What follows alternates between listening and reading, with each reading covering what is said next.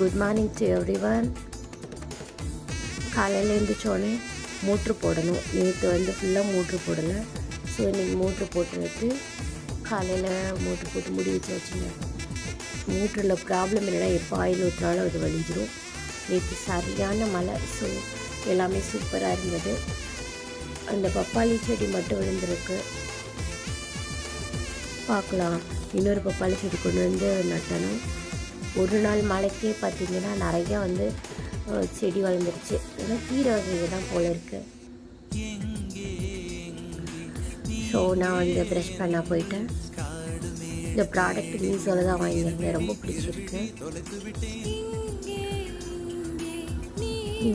பாருங்கள், ப்ரஷ் பண்ணிவிட்டு காலையில் பிரேக்ஃபாஸ்ட் செய்யணும். மறக்காமல் சேனலை சப்ஸ்கிரைப் பண்ணிவிடுங்க ஃப்ரெண்ட்ஸ். பாய்.